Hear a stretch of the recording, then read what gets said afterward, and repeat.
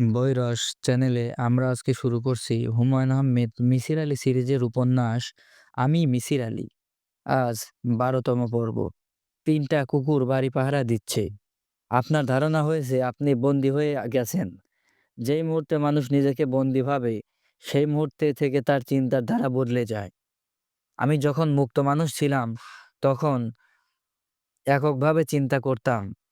যেই মুহূর্তে হুইল চেয়ারে বন্দী হয়েছি সেই মুহূর্তে থেকে অন্যভাবে চিন্তা করা শুরু করেছি। আপনার বেলাতেও তাই হচ্ছে। আপনি আমাকে সহজভাবে গ্রহণ করতেই পারছেন না। আপনি ধরেই নিয়েছেন আমিই হচ্ছি হুইল চেয়ারে বসা অশ্বনীবাবু। মিসির আলী কিছু বললেন না। সুলতান বলল, আপনি খেতে যান, আপনার খাবার দেওয়া হয়েছে। তুমি খাবে না? না, আমার মেজাজ খুবই খারাপ। আপনার কারণে মেজাজ খারাপ না, আকাশ মেঘে ঢাকা, তারা দেখা যাবে না, এই জন্যই মেজাজ খারাপ। মেজাজ খারাপ নিয়ে আমি খেতে পারি না, আপনি খেতে যান।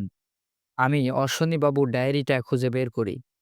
তার অনেক খাতাপত্রের সঙ্গে ডায়েরিটা আছে। খুঁজে বের করতে সময় লাগবে। পুঁই পাতা পাওয়া যায়নি কথাটা সত্যি না।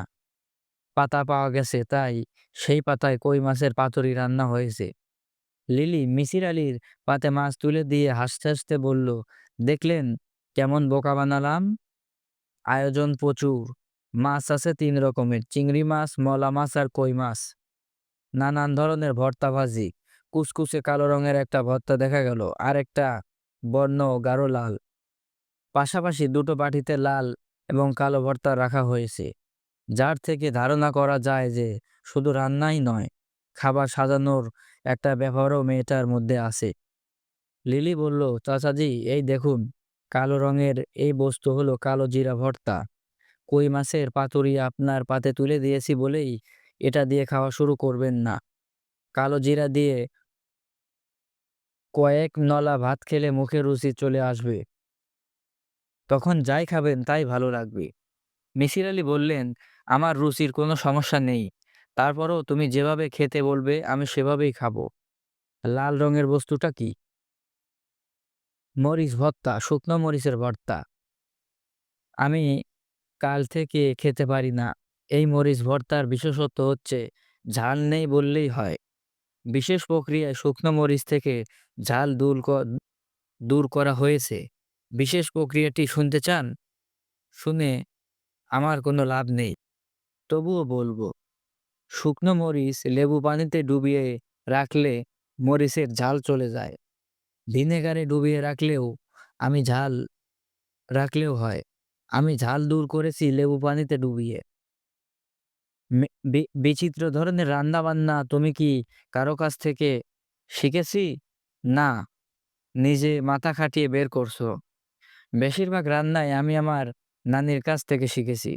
নানি আমাকে রান্না শিখিয়েছেন। তার চেয়েও বড় কথা, রান্নার মন্ত্র শিখিয়েছেন।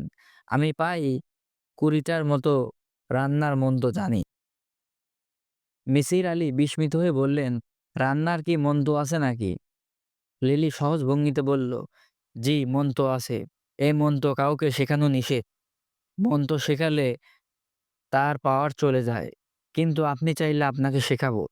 আমি রান্না শিখতে চাচ্ছি না, কিন্তু মন্ত্রটা শিখব। মন্ত্রটা সত্যি শিখতে চান? শিখতে চাই না, শুধু শুনতে চাই। যেকোনো একটা মন্ত্র বললেই হবে। লিলি বলল, একেক রান্নার একেক মন্ত্র। ছোট মাছ রান্নার মন্ত্রটা বলি। ছোট মাছের সঙ্গে তেল মশলা মাখাতে হয়। চুলায় হাঁড়ি দিয়ে আগুন দিতে হয়। হাঁড়ি পুরোপুরি গরম হবার পর তেল মশলা মাখা মাছটা হাঁড়িতে দিয়ে মন্ত্রটা পড়তে হয় ১০ বার। তারপর পানি দিতে হয়। পানি এমনভাবে দিতে হবে যেন মাছের উপর ২ আঙ্গুল পানি থাকে। এই মন্ত্রের দাম ১০-২ মন্ত্র। পানি ফুটতে শুরু করলে রান্না শেষ। আরেকবার মন্ত্রটা পড়ে ফু দিয়ে হাঁড়ির মুখ বন্ধ করে হাঁড়ি নামিয়ে ফেলতে হবে। তরকারি বাটিতে ঢালার আগে আর ঢাকনা নামানো যাবে না। এখন মন্ত্রটা বল। লিলি বলল, মন্ত্রটা অনেক লম্বা। শুরুটা এমন, উত্তরে হিমালয় পর্বত, দক্ষিণে সাগর, নদীতে সপ্তডিঙ্গায় চাঁদ সদাগর। আমি চুলার ধারে ধোয়া বেগুমার অগ্নিবীণা রন্ধন হব প্রতিজ্ঞা আমার। অগ্নি আমার ভাই, জল আমার বোন, আমি কন্যা চম্পাবতী, শোন মন্ত শোন। আশ্বিনা আশ্বিনা বৃষ্টি, কার্তিকে হিম, শরীর দিয়াছি বন্ধন, আলিফ লাম মিম। মিসির আলি মন্ত্র শুনে হাসলেন। লিলি বলল, চাচাজি হাসবেন না।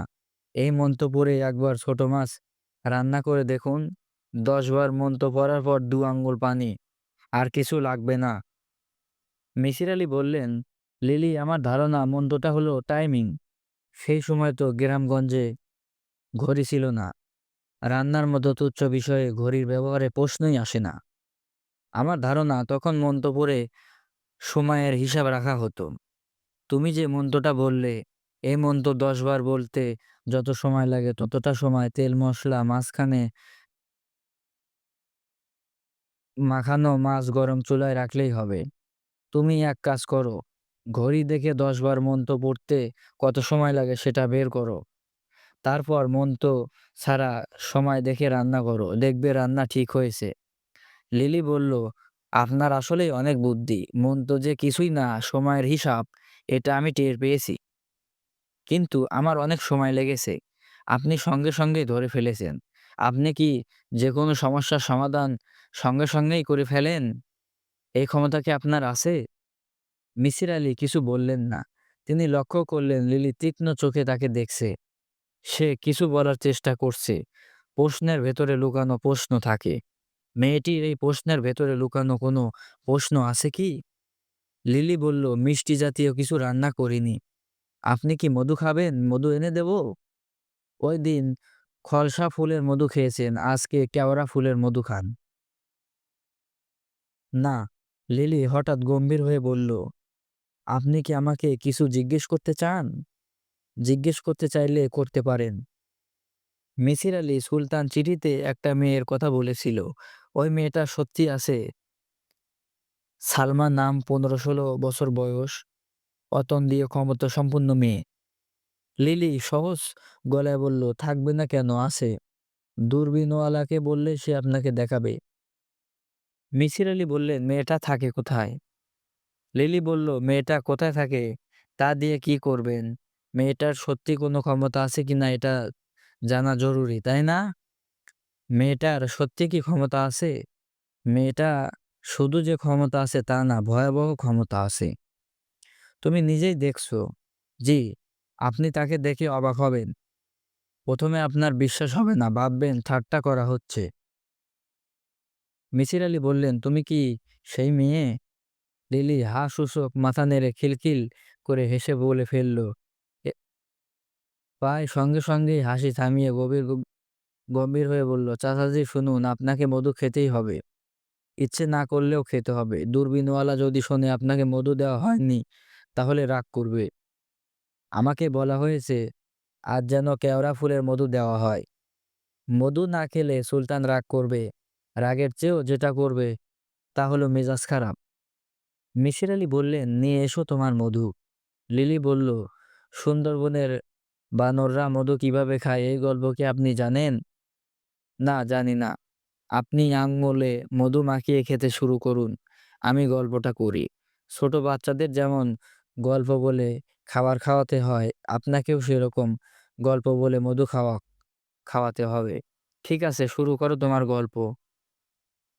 কোনো বানরের যখন মধু খেতে ইচ্ছে করে, সে তখন নদীর পাড়ে চলে যায়। সারা গায়ে কাদা মাখে। তারপর রোদে বসে, এই কাদা শুকায়, আবার যায় কাদায়, আবার কাদায় ছুটোছুটি করে গায়ে কাদা মাখে, আবার রোদে শুকায়। এই প্রক্রিয়াটি কয়েকবার করার পর বানরের গায়ে শক্ত কাদার একটা স্তর পড়ে যায়।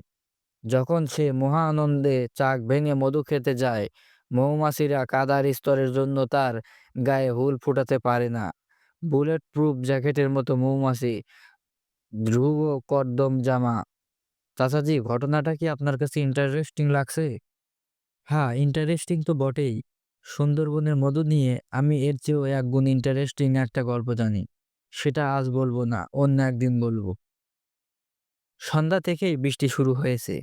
বৃষ্টি যে মুষলধারে পড়ছে তা না, তবে বাতাস প্রবল বেগে বইছে। বাড়ির চারিদিক প্রচুর গাছপালা, ঝড়ের মতো শব্দ হচ্ছে। এমন ঝড় বৃষ্টির রাতে আকাশ দেখার প্রশ্নই আসে না। মিসির আলি দোতলায় তার ঘরে আধশোয়া হয়ে আছেন। কিছুক্ষণ আগেই রাতের খাবারের পর্ব শেষ করে এসেছেন। বিছানা থেকে আর নামতে হবে না, এটা ভেবেই শান্তি লাগছে। ঝড় বৃষ্টি শুরু হবার সঙ্গে সঙ্গেই আবহাওয়া শীতল হয়েছে। ঠান্ডা ঠান্ডা লাগছে। যতই সময় যাচ্ছে ততই ঠান্ডা বাড়ছে।